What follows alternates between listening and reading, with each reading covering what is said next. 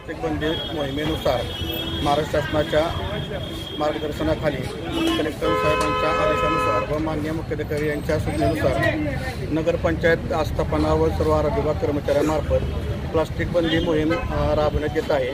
त्यामध्ये कुणाकडे प्लास्टिक आढळून आले त्यांना दंडात्मक कारवाई करण्यात येत आहे त्यांच्यावरती।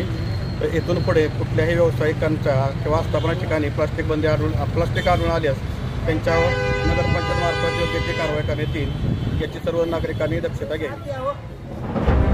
पत्रकार आतमध्ये सगळे आतमध्ये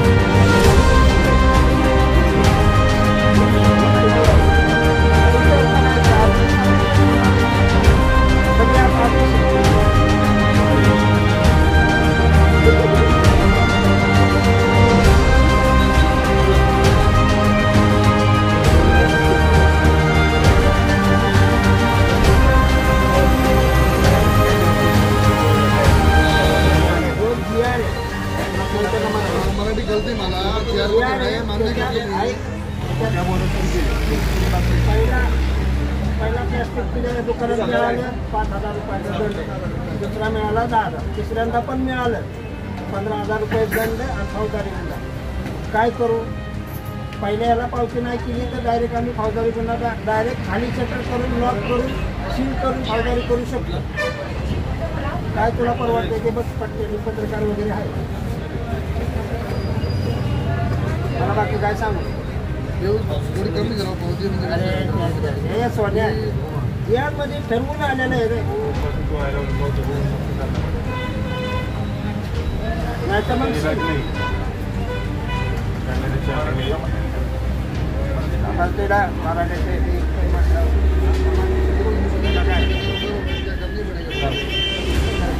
निलेश का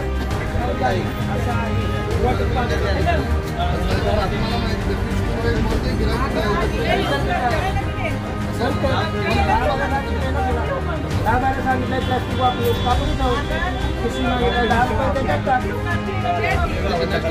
आपला 5,000 पहिले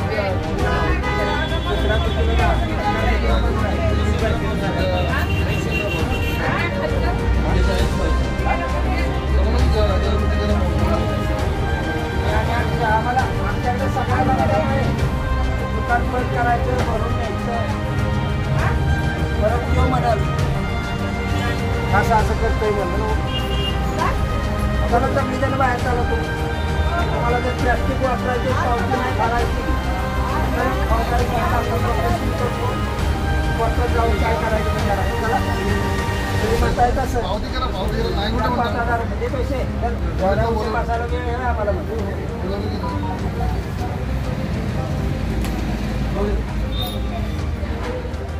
तुम्ही जर मराठी रोकटोक न्यूज चॅनलवरती नवीन असाल आणि तुम्ही जर या चॅनलला सबस्क्राईब केले नसेल तर या चॅनलला सबस्क्राईब करा आणि या व्हिडिओला लाईक आणि जास्तीत जास्त शेअर करा। ताजे अपडेट पाहण्यासाठी पाहत राहा मराठी रोकटोक न्यूज चॅनल। धन्यवाद।